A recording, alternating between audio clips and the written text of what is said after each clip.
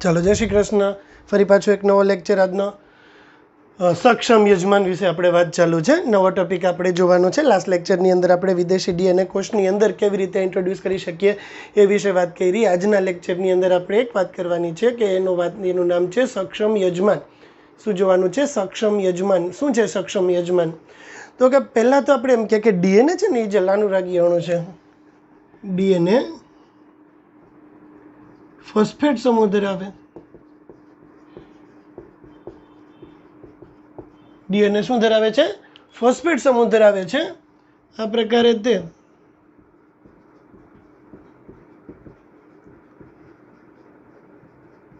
જલાનુરાગી અણુ છે. DNA phosphate સમૂહ ધરાવે છે અને ડીએનએ ફોસ્ફેટ સમૂહ ધરાવે છે ને એટલા માટે એ જલાનુરાગી અણુ છે. આથી તે કોષ રસ સ્તરમાંથી પસાર થઈ શકતો નથી. બરાબર? ડીએનએ તો ફોસ્ફેટ સમૂહ ધરાવે. ફોસ્ફેટ સમૂહ ધરાવે એટલે ડીએનએ ફોસ્ફેટ સમૂહ ધરાવે એટલે ઋણ વિદ્ભારિત છે. બરાબર?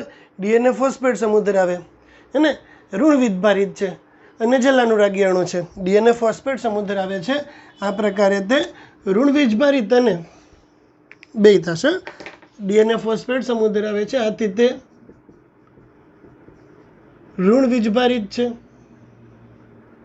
એઝ વેલ એઝ અને જલાનુરાગી અણુ છે. રાઈટ? કારણ કે આપણે ખબર કે તટસ્થ અણુઓ છે ને એ જ કોષરસ પટલમાંથી પસાર થઈ શકે. કયા અણુઓ કોષરસ પટલમાંથી પસાર થઈ શકે? તટસ્થ અણુઓ જ પસાર થઈ શકે. વીજભારિત અણુ હોય ને કોઈ દી કોષરસ પટલમાંથી પસાર ના થાય. એટલા માટે તો એનું અનુકૂલિત પ્રસરણ કરવું પડે ને. તો ડીએનએ ફોસ્ફેટ સમૂહ ધરાવે છે.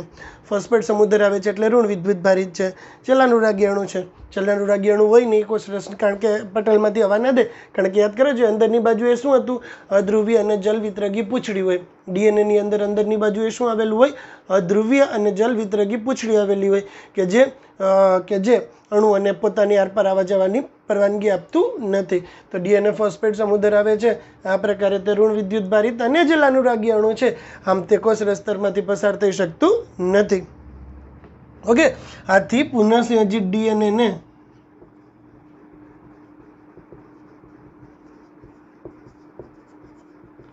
બાહ્ય બળની અસર હેઠળ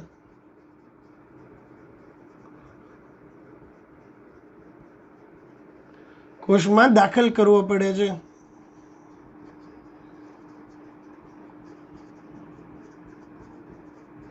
આ માટે તેને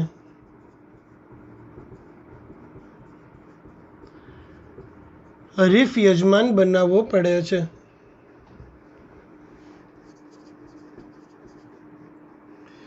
બરાબર? ડીએનએ ને હરીફ યજમાન શા માટે બનાવવો પડે છે? કારણ કે ડીએનએ તો ફોસ્ફેટ સમૂહ ધરાવે છે. ફોસ્ફેટ સમૂહ ધરાવતો આ ડીએનએ તો જલાનુરાગી અણુ છે અને કોઈ બી જલાનુરાગી અણુ હોય એ કોષરસ પટલમાંથી એમને પસાર ના થઈ શકે. કારણ કે કોષરસ પટલ છે બહારની બાજુએ ધ્રુવીય અને જલાનુરાગી માથું ધરાવે, અંદરની બાજુએ અધ્રુવીય અને જલ વિતરગી પૂંછડી ધરાવે.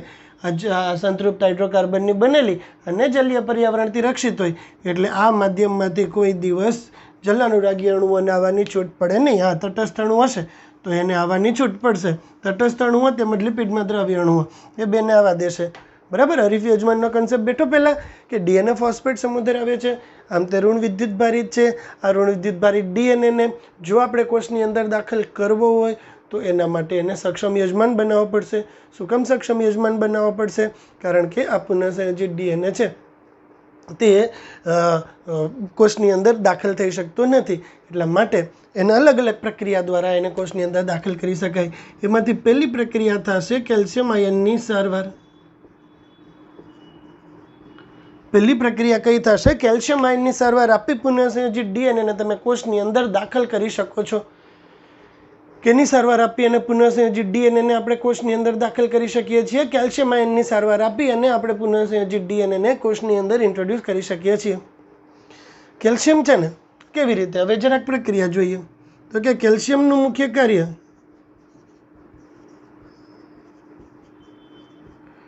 પ્રવેશશીલતાનું નિયમન કરવાનું છે.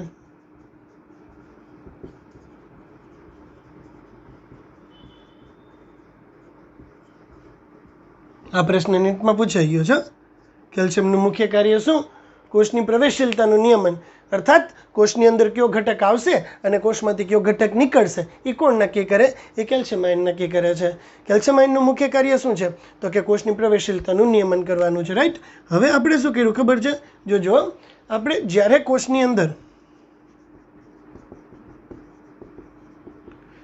કોષમાં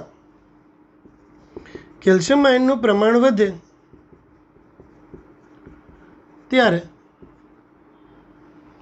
ત્યારે એનું પટલ પ્રવેશશીલ બને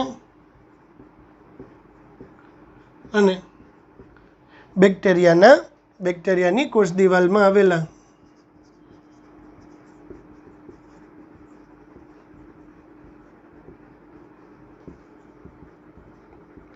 છિદ્રો મારફતે પુનઃસંયોજિત ડીએનએ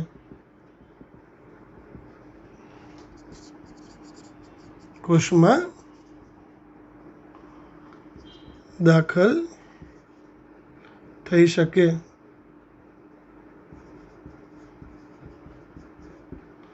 બરાબર. જ્યારે કોષની અંદર પહેલી સારવાર કઈ થઈ? કેલ્શિયમ આયનની સારવાર. આ માટે તેને પ્રથમ બરફમાં, ત્યારબાદ 42 ડિગ્રી સેન્ટીગ્રેડ તાપમાને, ત્યારબાદ ફરી પાછું બરફમાં રાખવામાં આવે છે.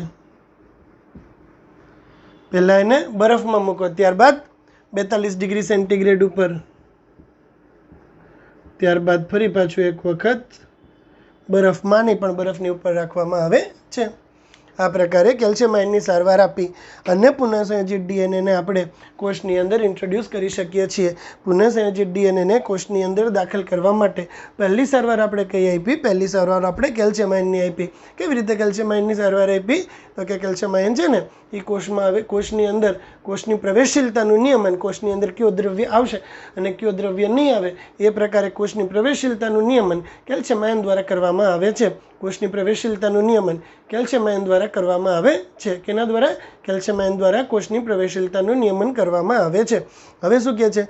તો કે કેલ્શિયમ આયન કે જે કોષરસની પ્રવેશશીલતાનું નિયમન કરે છે. તો આ માટે પહેલાં આપણે કોષને કેલ્શિયમ આયનની સારવાર આપશું, એટલે કોષની અંદર વધુ માત્રામાં કેલ્શિયમ આયન દાખલ કરશું. કોષની અંદર જ્યારે વધુ માત્રામાં કેલ્શિયમ આયન દાખલ કરવામાં આવે છે ત્યારે ડીએનએના પ્રવેશ સામેનો અવરોધ ઓછો થઈ જાય છે. ડીએનએના પ્રવેશ સામેનો અવરોધ ઓછો થાય છે એટલે બેક્ટેરિયાની કોષ દિવાલમાં આવેલા છિદ્રો મારફતે આપણો પુનઃસંયોજિત ડીએનએ ઇઝીલી કોષની અંદર દાખલ થઈ શકે છે. આ માટે પહેલાં એને બરફ ઉપર રાખવામાં આવે છે, ત્યારબાદ 42 ડિગ્રી સેન્ટીગ્રેડે રાખવામાં આવે છે અને ફરી પાછું એક વખત બરફ ઉપર રાખવામાં આવે છે. ચાલો પૂરું. પહેલી વસ્તુ કઈ કીધી આપણે? તો કે પુનઃસંયોજિત ડીએનએને આપણે જ્યારે કોષની અંદર દાખલ કરવો છે ત્યારે કેલ્શિયમ આયનની સારવાર આપી અને પુનઃસંયોજિત ડીએનએને કોષની અંદર દાખલ કરી શકીએ છીએ. કેવી રીતે? તો કે કેલ્શિયમ આયનનું મુખ્ય કાર્ય. આ 3 માર્ક્સનો પ્રશ્ન છે. સક્ષમ યજમાન સમજાવો. 3 માર્ક્સનો પ્રશ્ન. તો પહેલાં આ બે મુદ્દા સમજણ પહેલાં આપણે હરીફ યજમાનની વાત કરી કે ભાઈ ડીએનએ ફોસ્ફેટ સમૂહ ધરાવે, ઋણ વિદ્યુત ભારિત અને જલાનુરાગી અણુ હોવાથી તે કોષરસ સ્તરની અંદર દાખલ થઈ શકશે નહીં. હવે જો આ પુનઃસંયોજિત ડીએનએને આપણે કોષરસ સ્તરની અંદર દાખલ હશે તો એના માટે તેને હરીફ યજમાન બનાવવો પડશે. હરીફ યજમાન બનાવો તો પુનઃસંયોજિત ડીએનએ કોષની અંદર દાખલ થઈ જાય. ત્યારબાદ વિવિધ પ્રકારની સારવાર કરી અને પુનઃસંયોજિત ડીએનએને કોષની અંદર દાખલ કરવામાં આવે છે.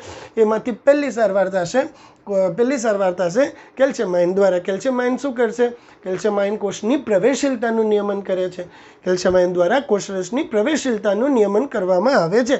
હવે જો કોષની અંદર વધુ માત્રામાં કેલ્શિયમ આયન દાખલ થઈ જાય તો રસની પ્રવેશશીલતામાં ફેરફાર થાય. એટલા માટે બેક્ટેરિયાની કોષ દિવાલમાં આવેલા છિદ્ર મારફતે પુનઃસંયોજિત ડીએનએ કોષની અંદર દાખલ થવા માટે સક્ષમ બને છે. આ પ્રકારે આ માટે એને પહેલાં બરફ ઉપર રાખવામાં આવે, પછી 42 ડિગ્રી ઉપર ને ફરી પાછું એક વખત બરફ ઉપર રાખવામાં આવે છે. બીજી એક પ્રક્રિયા થશે મેદસ્વીકરણ.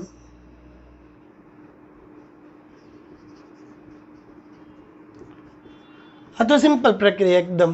આપણે ખબર છે કે લિપિડમાં દ્રાવ્ય અણુઓ કોષરસ સ્તરમાંથી અનવરોધિત પસાર થઈ જાય. મેદસ્વીકરણમાં શું કરવાનું? ડીએનએ પર લિપિડનું આવરણ ચડાવી તેને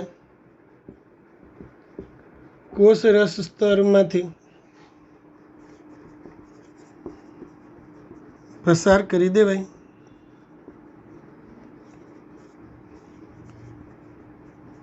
સૂક્ષ્મ અંતઃક્ષેપણ, ઇંગ્લિશમાં બોલાય માઇક્રો ઇન્જેક્શન.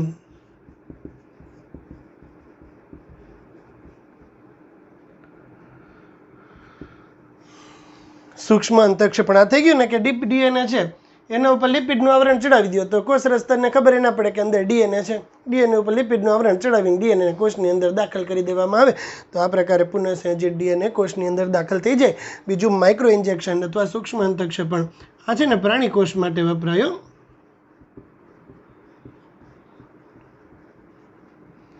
બરાબર, કેના માટે વપરાશે? માઇક્રો ઇન્જેક્શન પ્રાણી કોષ માટે વપરાશે. શું કરશું આ પ્રક્રિયા દરમિયાન? આ પ્રક્રિયા દરમિયાન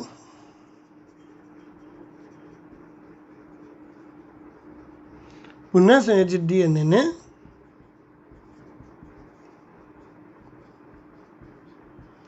સીધો જ પ્રાણી કોષને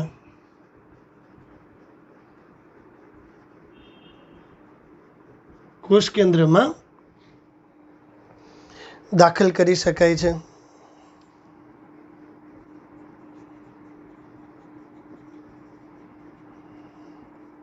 સૂક્ષ્મ અંતઃક્ષેપણ 3 પ્રક્રિયા પૂરી થઈ ગઈ. પહેલું ફરીથી એક વખત કે ડીએનએ તો ફોસ્ફેટ સમૂહ ધરાવે, ઋણ વિદ્યુત ભારિત અને જલાનુરાગી અણુ છે.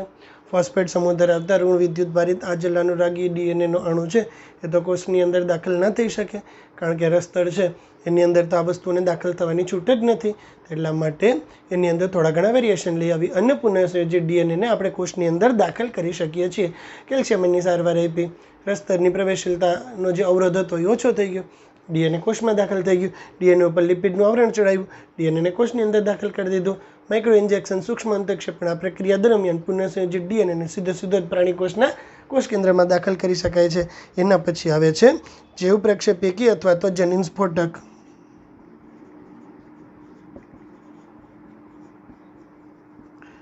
બાયોલિસ્ટિક્સ અથવા જનીન સ્ફોટક, જીનગન આ વનસ્પતિ કોષ માટે.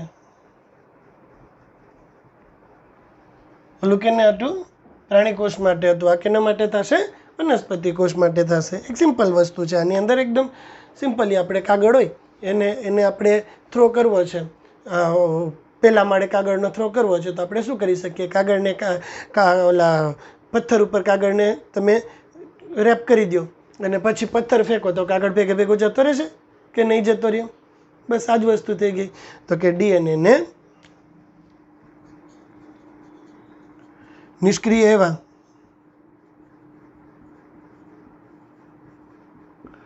ટંગસ્ટન કે સોના જેવા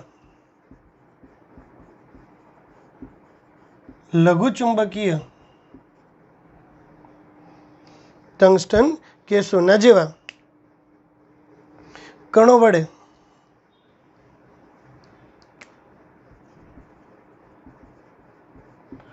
આવરિત કરાય.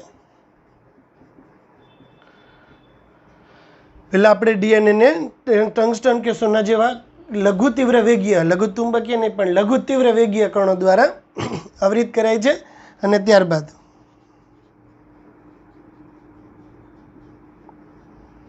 વિસ્ફોટકો દ્વારા તેને કોષમાં દાખલ કરાય છે. પહેલાં પુનઃસંયોજિત ડીએનએ હોય ને એને ટંગસ્ટન કે સોના જેવા લઘુ તીવ્ર વેગીય કણો દ્વારા આવરિત કરાય. એક વખત આ ડીએનએ ટંગસ્ટન કે સોના જેવા લઘુ તીવ્ર વેગીય કણો દ્વારા આવરિત થઈ જાય પછી એને એક વખત ડીએનએને ટંગસ્ટન કે સોના જેવા લઘુ તીવ્ર વેગીય કણો દ્વારા આવરિત કરાય અને પછી વિસ્ફોટકો દ્વારા એને કોષની અંદર દાખલ કરવામાં આવે છે. આ પ્રકારે કોષો આ પ્રકારે વાહકો જ્યારે કોષો સંક્રમિત થાય છે, આ પ્રકારે વાહકો જ્યારે કોષોને સંક્રમિત કરે છે ત્યારે પુનઃસંયોજિત ડીએનએ કોષની અંદર દાખલ કરી શકાય છે. These are the methods through which we can introduce our desired DNA to the cell. કોષને આપણે આપણા ઇચ્છનીય ડીએનએને આપણા જે ઈચ્છિત કોષ છે એની અંદર ઇન્ટ્રોડ્યુસ કરવા માટે આ પદ્ધતિઓનો ઉપયોગ કરી શકાય છે. બરાબર, સમજાણું આ પ્રશ્ન? હજી એક હતો વિદ્યુત છિદ્રિલતા. કોષરસ સ્તર હોય ને એને ઊંચા વિદ્યુત પ્રવાહનો થડકાર આપવામાં આવે એટલે કોષરસ પટલમાં છિદ્રો બને. કોષરસ પટલને ઊંચા વિદ્યુત પ્રવાહનો થડકાર આપવામાં આવે, બરાબર, ઇલેક્ટ્રિક શોક આપવામાં આવે તો કોષરસ પટલમાં છિદ્રો બને. કોષરસ પટલને તમે ઇલેક્ટ્રિક શોક આપો છો ત્યારે કોષરસ પટલમાં જે છિદ્રો બને છે, આ છિદ્રોને કોષરસ પટલને ઇલેક્ટ્રિક શોક આપવાથી જે છિદ્રો ઉત્પન્ન થાય છે, આ છિદ્રો છે ને એની મદદ વડે તમે ઇચ્છિત ડીએનએને કોષની અંદર દાખલ કરી શકો છો. વિદ્યુત છિદ્રિલતા હજી એક 5મી વસ્તુ થશે, વિદ્યુત છિદ્રિલતા. કોષરસ પટલમાં ઊંચા વિદ્યુત પ્રવાહથી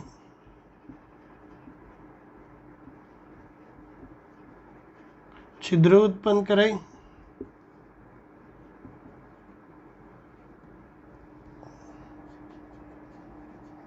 અને આ છિદ્રો મારફતે ઇચ્છિત ડીએનએને કોષમાં દાખલ કરાય.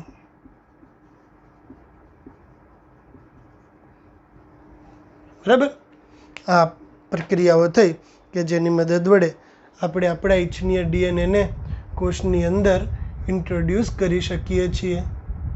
બરાબર, આ બધી પ્રક્રિયાઓ થઈ કે જેના દ્વારા આપણે આપણો ઇચ્છનીય ડીએનએ ઇઝીલી સરળતાથી કોષની અંદર દાખલ કરી શકીએ છીએ. સક્ષમ યજમાન.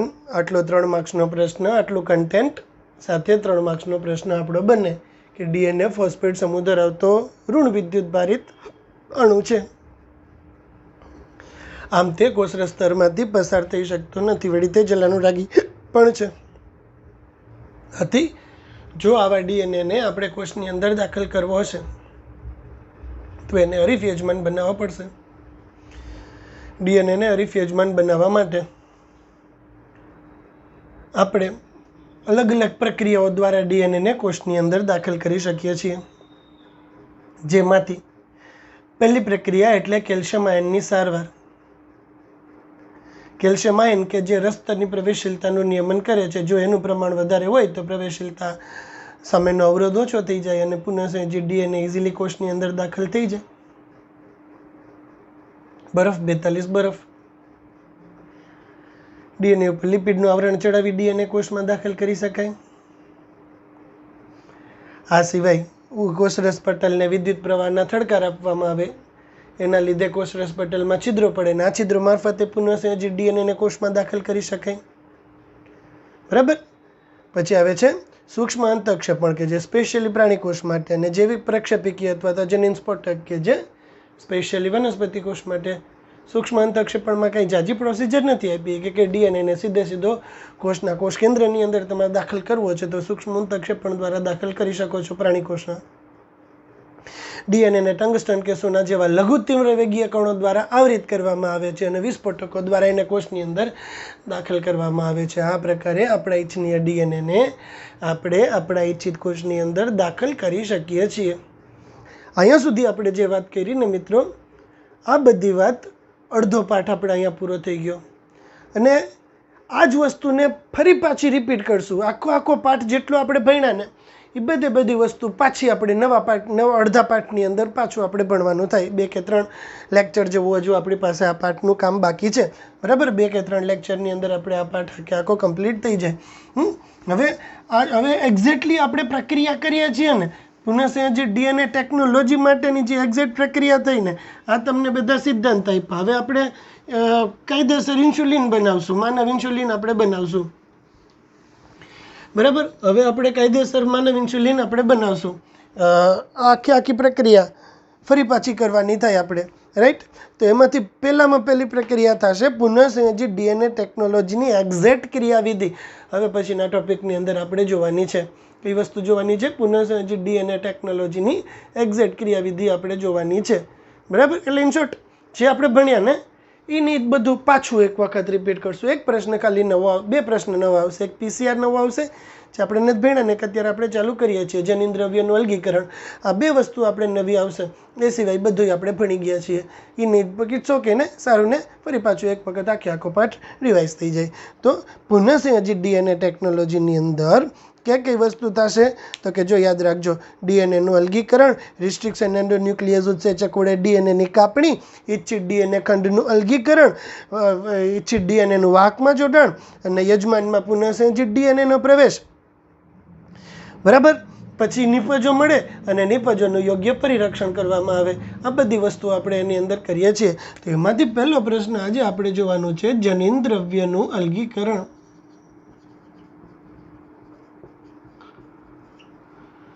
કેવી રીતે આપણે ડીએનએને અલગ કરશું? મારી પાસે એનો વિડીયો છે સરસ મજાનો. આ તમે જે ફોટોગ્રાફ ટેક્સ્ટ બુકની અંદર છે ને, સેમ ફોટોગ્રાફવાળો વિડીયો છે. હું તમને કોઈ બી એક સ્ટુડન્ટને સેન્ડ કરી દઈશ, એટલે તમે બધા ગર્લ્સના અને બોಯ್સના ગ્રુપમાં તમે સેન્ડ કરી દેજો. બરાબર. કાં તો જતીન સરને કહી દઈશું, એ જ તમને વિડીયોની લિંક શેર કરી દઈશ. તમને આખો વિડીયો જોજો, બહુ મસ્ત છે. કાયદેસર આ જ વસ્તુ તમને કરીને બતાવે છે. તો આપણે રિસ્ટ્રિક્શન ઉત્સેચક હોય ને એની પુનઃસંયોજિત ડીએનએ ટેકનોલોજી, બરાબર, કે બધા જ સજીવોનું આનુવંશિક દ્રવ્ય ડીએનએ છે. બરાબર છે. એટલે કે ડીઓક્સીરિબોન્યુક્લિક એસિડ, કે જે બધા જ સજીવોનું આનુવંશિક દ્રવ્ય છે. બધા જ સજીવોની અંદર આનુવંશિક દ્રવ્ય તરીકે કેનો ઉપયોગ થાય છે? તો કે બધા જ સજીવોની અંદર આનુવંશિક દ્રવ્ય તરીકે ડીએનએ તેમજ આરએનએ આવેલું હોય. હવે આપણે જ્યારે રિસ્ટ્રિક્શન ઉત્સેચકની મદદ વડે, જોજો, જ્યારે આપણે રિસ્ટ્રિક્શન ઉત્સેચકની મદદ વડે આપણા ઇચ્છનીય ડીએનએને કટ કરવો છે. શું કરવું છે? આપણે રિસ્ટ્રિક્શન ઉત્સેચકોની મદદ વડે આપણા ડીએનએને આપણે કટ કરીએ છીએ. પુનઃસંયોજિત ડીએનએ ટેકનોલોજી ક્યારે પોસિબલ થાય? એક કોષમાંથી ડીએનએ કટ કરો અને એ ડીએનએને બીજા કોષની અંદર ઇન્ટ્રોડ્યુસ કરો. This is what we are doing in a recombinant DNA technology, right. તો એની અંદર આપણે શું કરવાનું થાય છે? જોજો, હવે એ કે સૌથી પહેલાં તો તમારે શું કરવું પડે? કે ડીએનએને કટ કરવો પડે. ડીએનએને કટ કરવો છે તો રિસ્ટ્રિક્શન ઉત્સેચક જોશે. આપણે ડીએનએને શું કરવું છે? પુનઃસંયોજિત ડીએનએ ટેકનોલોજીમાં આપણે ઇચ્છિત લાક્ષણિકતા ધરાવતા ડીએનએના ટુકડાને કાપીએ છીએ. હવે જો ઇચ્છિત લાક્ષણિકતા ધરાવતા ડીએનએના આ ટુકડાને તમારે જ્યારે કાપવો છે ત્યારે તમારે એના ઉપર રિસ્ટ્રિક્શન ઉત્સેચકનો ઉપયોગ કરવો પડશે. પણ રિસ્ટ્રિક્શન ઉત્સેચક તો બહુ ચોખલો. રિસ્ટ્રિક્શન ઉત્સેચક છે ને એ એમ કે મને તમે માત્ર ડીએનએ આપશો ને તો જો એને કટ કરીશ. રિસ્ટ્રિક્શન ઉત્સેચક ડીએનએ ઉપર ક્યારે અસર કરે? રિસ્ટ્રિક્શન ઉત્સેચક ડીએનએ ઉપર ત્યારે જ અસર કરે કે જ્યારે આ ડીએનએ બીજા મહાઅણુઓની ભેળસેળથી મુક્ત અને શુદ્ધ સ્વરૂપનો હોય. ફરીથી, પુનઃસંયોજિત ડીએનએ ટેકનોલોજીનું પ્રથમ સોપાન એટલે શું? પુનઃસંયોજિત ડીએનએ ટેકનોલોજીનું પ્રથમ સોપાન એટલે રિસ્ટ્રિક્શન એન્ડોન્યુક્લિયસ ઉત્સેચક વડે ડીએનએની કાપણી. રિસ્ટ્રિક્શન એન્ડોન્યુક્લિયસ ઉત્સેચક વડે તમારે ડીએનએને કાપવો છે, રાઈટ. પણ રિસ્ટ્રિક્શન એન્ડોન્યુક્લિયસ ઉત્સેચક તો ડીએનએ ઉપર ત્યારે જ અસર કરે છે કે જ્યારે આ ડીએનએ બીજા મહાઅણુઓની ભેળસેળથી મુક્ત અને શુદ્ધ સ્વરૂપનો હોય. પણ આપણા કોષની અંદર તો આપણે ડીએનએને ક્યાંયનો ક્યાંય હંગ્રીન રાખ્યો છે ને. આપણે ડીએનએને ક્યાં રાખ્યો છે? કોષ દિવાલ, એની અંદર કોષરસ પટલ, એની અંદર કોષ કેન્દ્ર પટલ, એની અંદર રંગસૂત્ર સ્વરૂપે ડીએનએ આવેલો છે. હજી એની વચ્ચે જીવરસ ને બધી અંગિકાઓની તો ઢગલા એક વસ્તુઓ છે ને, અંત કોષરસ કંકાલ ને એની અંદર ઢગલા એક વસ્તુઓ છે. તો રિસ્ટ્રિક્શન ઉત્સેચક વડે આપણે ડીએનએને ક્યારે કાપીએ? રિસ્ટ્રિક્શન ઉત્સેચક ડીએનએને ત્યારે જ કાપે છે કે જ્યારે આ ડીએનએ બીજા બધા મહાઅણુઓની ભેળસેળથી મુક્ત અને શુદ્ધ સ્વરૂપનો હોય. પરંતુ આપણા કોષની અંદર તો ડીએનએ કેટલા બધા અણુઓ વડે ઘેરાયેલો હોય. કોષરસ પટલને, જીવરસને, કોષ કેન્દ્ર પટલને, કોષરસ કંકાલને, કોષ દિવાલને, આ બધા વડે આપણો ડીએનએ તો ઘેરાયેલો છે. તો જ્યાં સુધી આ બધા અણુઓથી ડીએનએને તમે મુક્ત નહીં કરો ને ત્યાં સુધી રિસ્ટ્રિક્શન ઉત્સેચક ડીએનએને કટ કરશે નહીં. ક્યાં સુધી રિસ્ટ્રિક્શન ઉત્સેચક ડીએનએને કટ નહીં કરે? જ્યાં સુધી આ ડીએનએ બધા જ મહાઅણુઓની ભેળસેળથી મુક્ત અને શુદ્ધ સ્વરૂપનો નહીં થાય ને ત્યાં સુધી રિસ્ટ્રિક્શન ઉત્સેચક ડીએનએને કાપશે નહીં. હવે આપણે જો આપણા ઇચ્છનીય ડીએનએને રિસ્ટ્રિક્શન ઉત્સેચક વડે કાપવો છે અને એને દૂર કરવો છે તો એના માટે શું કરશું? એના માટે આપણે બીજી કઈ વસ્તુનો યુઝ નથી કરતા. આપણે કેનો યુઝ કરીએ છીએ? આપણે યુઝ કરીએ છીએ માત્ર ને માત્ર ઉત્સેચકોનો. કેનો યુઝ કરીએ છીએ? ઉત્સેચકોનો યુઝ કરીએ છીએ આપણે. શોર્ટ તમારે કોષરસ પટલ કેનું બનેલું હોય? લિપિડ અને પ્રોટીનનું, રાઈટ ને? લિપોપ્રોટીન ઉત્સેચક નાખી દો, કોષરસ પટલ ઓગળી જાય. જીવરસનો બંધારણીય ઘટક કોણ છે? તો કે પ્રોટીન. નાખો પ્રોટીએઝ ઉત્સેચક, પ્રોટીન ડિઝોલ્વ થઈ જશે. આપણે ડીએનએને શુદ્ધ કરવા માટે ન્યુક્લિયેઝ, લાઇપેઝ, પ્રોટીએઝ, કાર્બોહાઈડ્રેઝ આવા અલગ અલગ પ્રકારના ઉત્સેચકોનો ઉપયોગ કરીએ છીએ. પ્રોટીનને તમારે દૂર કરવું હતો તો જે પ્રોટીનને દૂર કરવું છે એને લગતો ઉત્સેચક ઇન્ટ્રોડ્યુસ કરો છે. પ્રોટીન દૂર થઈ જશે કોષમાંથી, થઈ જશે ને. લિપિડને દૂર કરવું છે, લાઇપેઝ નાખી દો. પ્રોટીનને દૂર કરવું છે, પ્રોટીએઝ નાખી દો. આરએનએને દૂર કરવો છે, રિબોન્યુક્લિયેઝ નાખી દો. પણ હા, આ પ્રશ્ન તમને પૂછાય કે જનીન દ્રવ્યોનું અલગીકરણ કરતી વખતે કયો ઉત્સેચક ઉપયોગમાં લેવામાં આવતો નથી? જવાબ થશે જનીન દ્રવ્યોનું અલગીકરણ કરતી વખતે ડીઓક્સીરિબોન્યુક્લિયેઝ ઉત્સેચક ઉપયોગમાં ના લેવાય. કારણ કે ડીઓક્સીરિબોન્યુક્લિયેઝ ઉત્સેચક તમે ઉપયોગમાં લેશો તો ડીએનએનું ડાયજેશન થઈ જશે. ઇન શોર્ટ તમારે, રાઈટ કે નહીં? એટલે રિબોન્યુક્લિયેઝ ઉત્સેચક નાખવાનો, ડીઓક્સીરિબોન્યુક્લિયેઝ ઉત્સેચક નાખવાનો નહીં. બેસે છે કન્સેપ્ટ મનની અંદર? તમારે જે ઘટકને દૂર કરવો છે ને એ ઘટકને લગતો પાચક ઉત્સેચક નાખી દો. પાચક ઉત્સેચક નાખશો એટલે જટિલ સ્વરૂપ સરળ સ્વરૂપમાં, પાણીમાં દ્રાવ્ય સ્વરૂપમાં કન્વર્ટ થઈ જશે, રાઈટ? અને સૌથી છેલ્લે ઠંડો ઇથેનોલ ઉમેરો એટલે ડીએનએ મૂળ સ્વરૂપે તળિયે અવક્ષેપિત થઈ જાય છે. આ પ્રકારે પુનઃસંયોજિત ડીએનએને બનાવતી વખતે સૌથી પહેલું સ્ટેપ કે જે છે જનીન દ્રવ્યોનું અલગીકરણ સરળતાથી કરી શકાય છે.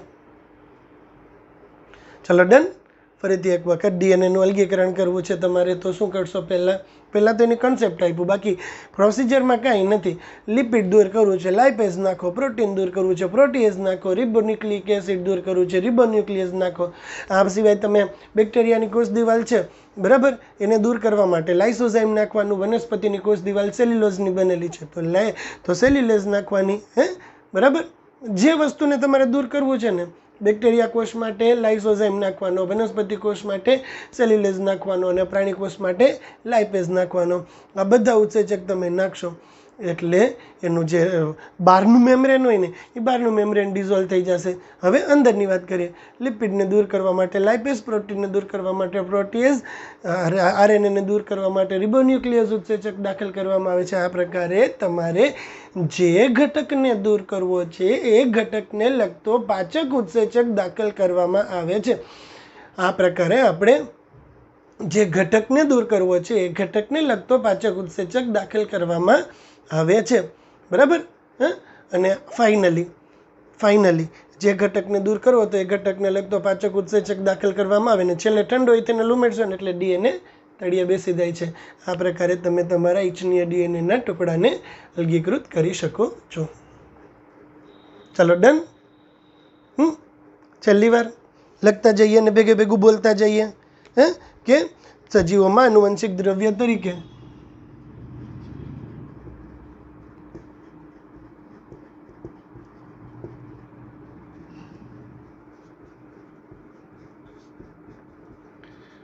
ન્યુક્લિક એસિડ આવેલ છે. હવે ખાલી લખવાનું છે, બાકી સમજાઈ તો ગયું ને? એટલે કદાચ વિડીયો બંધ થઈ જાય તો આનો ફોટોગ્રાફ હું તમારી સાથે શેર કરી લઈશ, બરાબર. એટલે સમજવાનું તો રેડી થઈ ગયું ને? ટાઈમ જોઈ લઈએ આપણે. છે હજી 5 મિનિટ, લખાઈ જશે. સજીવોમાં આનુવંશિક દ્રવ્ય તરીકે ન્યુક્લિક એસિડ આવેલું હોય છે. મોટાભાગના સજીવોમાં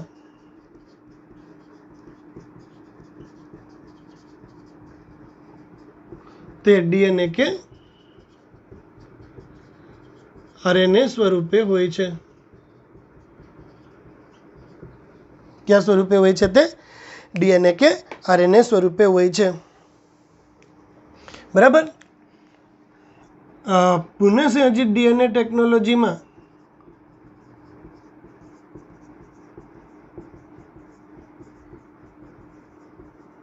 સૌપ્રથમ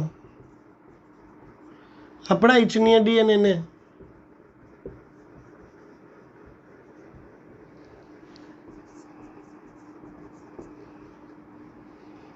રિસ્ટ્રિક્શન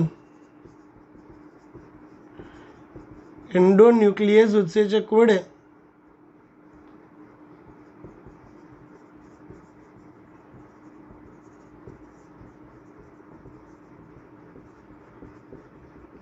કાપવો પડે છે,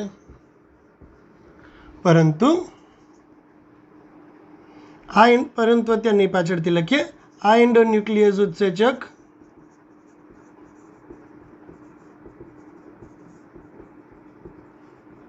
ડીએનએ પર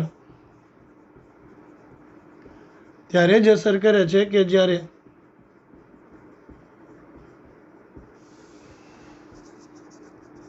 આ ડીએનએ બીજા મહાઅણુઓની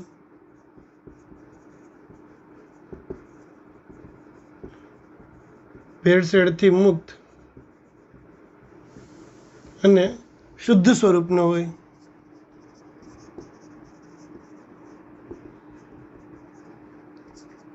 બરાબર, બીજા માણસોની ભેળસેળથી મુક્ત અને શુદ્ધ સ્વરૂપનું હોય. પરંતુ સુકોષ કેન્દ્રીય સજીવોમાં તો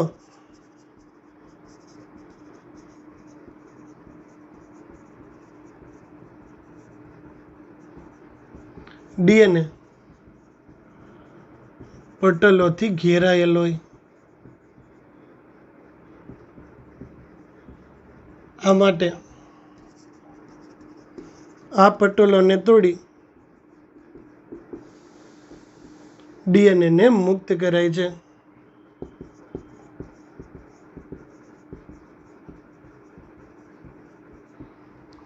રાઈટ. આ સિવાય બીજા માણુઓ જેવા કે આરએનએ, પ્રોટીન પટલોને તોડીને તેમજ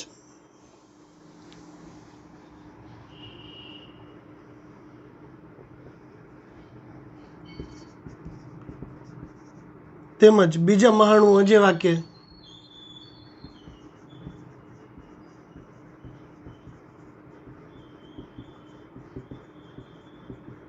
પ્રોટીન, આરએનએ,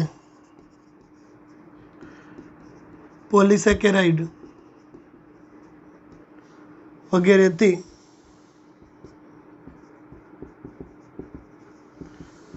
ડીએનએને મુક્ત કરાય છે. આ માટે બેક્ટેરિયા કોષ અથવા વનસ્પતિ અથવા પ્રાણી પેશીને આ માટે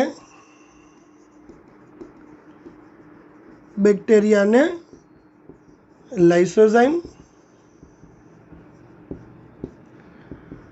વનસ્પતિ કોષને સેલ્યુલેઝ અને ફૂગ માટે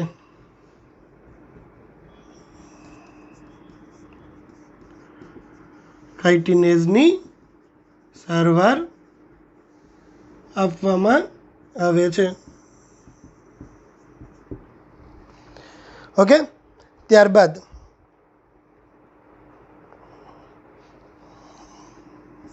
ડીએનએ કે જે ડીએનએ જેવા પ્રોટીન સાથે ગૂંથાયેલા હિસ્ટોન પ્રોટીન સાથે ડીએનએ છે એ ગોઠવાયેલો હોય છે. બરાબર, ડીએનએ હિસ્ટોન પ્રોટીન સાથે જોડાયેલો હોય છે.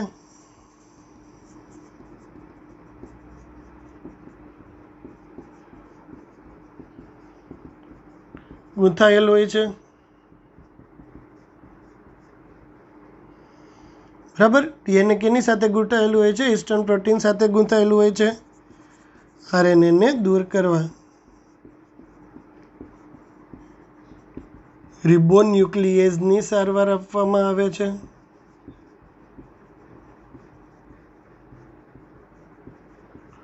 આરએનએને તમારે દૂર કરવો છે તો તમે રિબોન્યુક્લિયોઝની સારવાર આપવામાં આવે છે.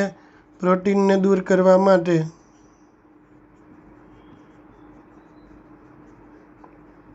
પ્રોટીએઝની સારવાર અપાય છે.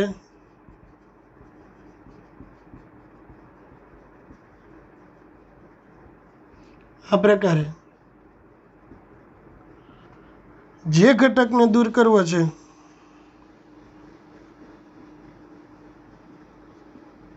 તેને લગતા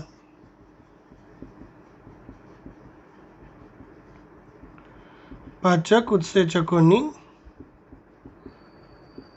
સારવાર અપાય અને છેલ્લે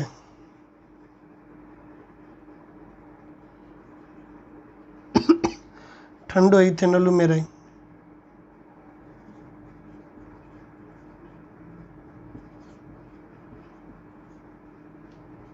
ત્યારે ડીએનએ 3D બેસી જાય છે. બરાબર. આ પ્રકારે ડીએનએના અલંબિત માધ્યમમાં પાતળા તાતણાઓ ડીએનએને અલંબિત માધ્યમમાં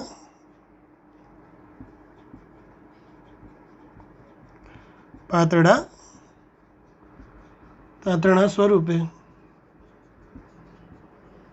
જોઈ શકાય છે. ઓકે, તો પહેલાં આપણે સમજ્યા અને હવે આપણે લખેલું પણ રેડી થઈ ગયું, રાઈટ, કે ડીએનએ છે એને આપણે તોડવો છે તો રિસ્ટ્રિક્શન ઉત્સેચક જોશે. રિસ્ટ્રિક્શન ઉત્સેચક ડીએનએને ત્યારે તોડે કે જ્યારે આ ડીએનએ બીજા મહાઅણુઓની ભેળસેળથી મુક્ત અને શુદ્ધ સ્વરૂપમાં હોય. પરંતુ સુકોષ કેન્દ્રીય સજીવમાં તો ડીએનએ કોષરસ પટલ દ્વારા ઘેરાયેલું હોય ત્યાં અને અન્ય ઘટકો જેવા કે પ્રોટીન, પોલિસેકેરાઇડ, આરએનએ એના દ્વારા ઘેરાયેલો હોય ત્યાં આ બધા ઘટકોથી ડીએનએને છૂટો પાડવો પડે છે. વનસ્પતિ કોષને સેલ્યુલોઝની સારવાર આપો, બેક્ટેરિયા કોષને લાઇસોઝાઇમની સારવાર આપો, ફૂગના કોષને કાઇટિનેઝની સારવાર આપો એટલે બહારનું લેયર તૂટી જાય.